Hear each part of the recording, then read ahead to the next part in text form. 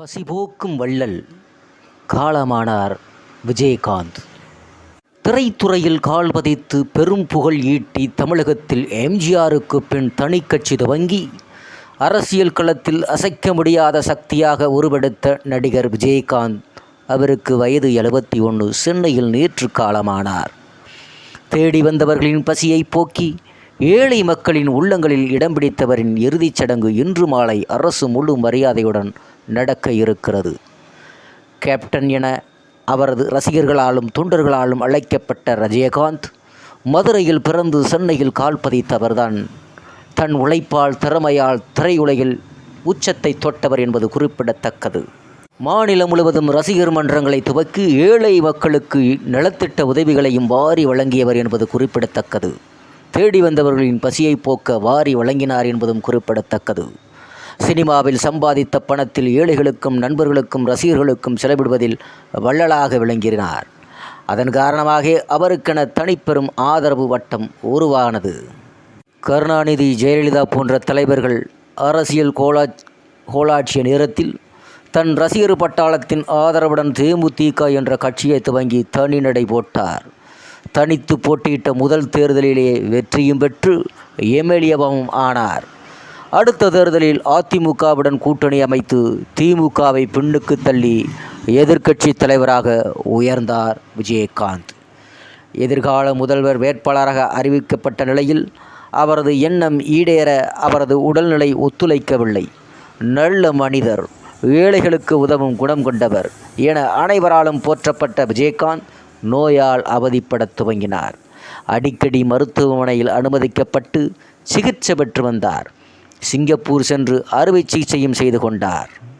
அடுத்தடுத்து அறுவை சிகிச்சைகளால் கம்பீரமான குரலையும் வாட்டசாட்டமான உடல்வாகுவையும் இழந்து மிகவும் மெலிந்து மெலிந்த தேகத்துடன் காணப்பட்டார். பொது நிகழ்ச்சிகளை தவிர்த்துவிட்டு வீடு மருத்துவமனை என்ற நிலையிலேயே இருந்தார். இந்நிகழ்ச்சியில் கடந்த மாதம் 18ஆம் தேதி காய்ச்சல், சளி காரணமாக சென்னை மியாட் மருத்துவமனையில் அனுமதிக்கப்பட்டார். அங்கு அவருக்கு தீவிர சிகிச்சை அளிக்கப்பட்டது. அப்போதே அவரது உடல்நிலை குறித்து சந்தேகங்கள் கிளம்பின. ஆனாலும் குணமடைந்து வீடு திரும்பினார். இம்மாதம் 14ஆம் தேதி திருவேற்காட்டில் தேமுதிக கட்சி செயற்குழு மற்றும் பொதுக்குழு கூட்டமும் நடந்தது. இதில் அவரை சக்கர நாற்காலில் அமர வைத்து அழைத்து வந்தனர். அதை பார்த்ததும் அவரது ரசிகர்களும் தொண்டர்களும் கண் கலங்கினர். கடந்த 26ஆம் தேதி மாலையில் திடீரென மூச்சு திணறல் காரணமாக மீண்டும் மியாட் மருத்துவமனையில் அனுமதிக்கப்பட்டார். ஓரிரு நாளில் வீடு திரும்புவார் என அவரது கட்சி அறிவித்தது. ஆனால் நுரையீரல் தொற்று காரணமாக மூச்சு திணறல் அதிகமாகி செயற்கை சுவாசம் வாயிலாக அவருக்கு சிகிச்சை அளிக்கப்படுவதாக மருத்துவமனை தெரிவித்தது. இது இறுதிக்கட்டத்தில் அவர் இருப்பதை கட்சியினருக்கும் ரசிகர்களுக்கும் உணர்த்தியது. எந்த மாற்றமும் முன்னேற்றமும் இல்லாமல் அவரது உடல்நிலை மிகவும் மோசமாகி நேற்று காலை 8:45 மணிக்கு அவர் இறந்த தகவல் மருத்துவமனை தரப்பில் அதிகாரப்பூர்வமாக அறிவிக்கப்பட்டது. ஆனால் காலை 6:10 மணிக்கு அவர் இறந்துவிட்டதாக அவரது மைத்துனரும் தேமுதிக துணை செயலாளருமான சுதீஷும் தெரிவித்தார். காலை 9 மணிக்கு அவரது உடல் மீது தேமுதிக கொடி போர்த்தப்பட்டு ஆம்புலன்ஸில் சாலிகிராமத்தில் உள்ள அவரது வீட்டிற்கு எடுத்து செல்லப்பட்டது. காலை 9:07 மணிக்கு ஆம்புலன்ஸ் வீட்டை சென்றடைந்த போது அங்கு குவிந்திருந்த தொண்டர்களின் கண்ணீர் விட்டு கதறி அழுதார்கள். அதை கண்டு விஜயகாந்த் மனைவி பிரேமலதா மற்றும் மகன்களும் பேத்திகளும் கதறி அழுதனர். 10:11 மணிக்கு முதல்வர் ஸ்டாலின் மற்றும் அவரது அமைச்சர்கள் அவரது உடலுக்கு அஞ்சலி செலுத்தினார்கள். பிரேமலதா மற்றும் அவரது மகன்களுக்கு ஆறுதல் கூறினார். விஜயகாந்த் நண்பரும் நடிகருமான தியாகு, விஜி என கதறியபடியே வந்து அவரது உடலுக்கு அஞ்சலி செலுத்தினார்கள். காலை 10:30 மணிக்கு பொதுமக்கள் அஞ்சலிக்காக கோயம்பேட்டில் உள்ள தேமுதிக தலைமை அலுவலகத்திற்கு அவரது உடல் ஊர்வலமாக எடுத்து செல்லப்பட்டது. தொண்டர்கள் அழுதபடி வாகனத்தை பின்தொடர்ந்தனர். பகல் 12 அல்லது 1:20 மணிக்கு கட்சி அலுவலகத்தில் இருந்து விஜயகாந்த் உடல் அஞ்சலிக்காக வைக்கப்பட்டது. அரசியல் பிரமுகர்கள், திரையுலக பிரமுகர்கள், கட்சி நிர்வாகிகள், தொண்டர்கள், பொதுமக்கள் திரளாக வந்து அஞ்சலி செலுத்தினர். அவரது இறுதிச் சடங்கு இன்று மாலை 4:45 மணிக்கு கட்சி அலுவலகத்தில் அரசு முழு மரியாதையுடன் நடக்க உள்ளன. முழு அரசு மரியாதை முதல்வர் அறிவிப்பு. தேமுதிக தலைவர் விஜயகாந்துக்கு அஞ்சலி செலுத்தும் வகையில் அவரது இறுதி பயணத்தில் முழு அரசு மரியாதை வழங்கப்படும் என முதல்வர் ஸ்டாலின் அறிவித்திருக்கிறார். அவரது அறிக்கை நல்ல உள்ளத்திற்கு சொந்தக்காரர். திரையுலகிலும் பொதுவாழ்விலும் தன் கடும் உழைப்பால் வெற்றிகரமான முத்திரைகளை பதித்த சாதனையாளர்.